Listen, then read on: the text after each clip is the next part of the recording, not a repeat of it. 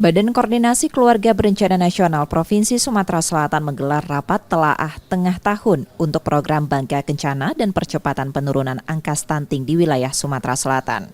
Pertemuan ini diharapkan menjadi sarana evaluasi pelaksanaan dan pencapaian target selama tahun 2024.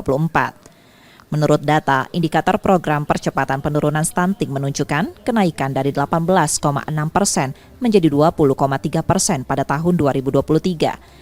BKKBN Sumsel menargetkan penurunan angka stunting menjadi 14,33% pada tahun 2024. Ada satu sumber data hasil pengukuran perimbangan serentak yang dilaksanakan bulan Juni tahun 2024 kemarin. Angka stunting, ya itu hasil perimbangan pengukuran itu di input datanya di EPPGBN oleh Dinas Kesehatan. Nah, hasilnya stunting di Sumatera Selatan itu hanya 1,1%. Itu jomplangnya jauh sekali.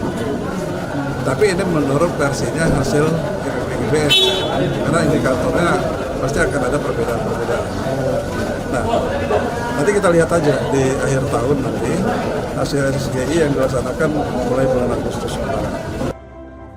Pemerintah Provinsi Sumatera Selatan juga menekankan pentingnya sinergi antara seluruh pihak terkait untuk mempercepat penurunan angka stunting, meningkatkan indeks pembangunan keluarga, dan mengatasi prevalensi stunting masih menjadi tantangan.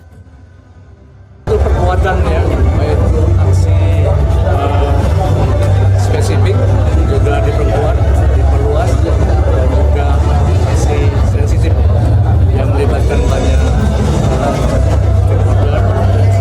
Di tingkat provinsi kabupaten banyak OPD juga ikut ambil bagian di sana. Jadi perlu kita sinergikan. Yang kita harapkan sinergi ini bisa kita perkuat. Bonus demografi yang sedang berlangsung diharapkan dapat menjadi peluang besar untuk peningkatan kesejahteraan masyarakat. Nur Muhammad, Kompas TV, Palembang, Sumatera Selatan.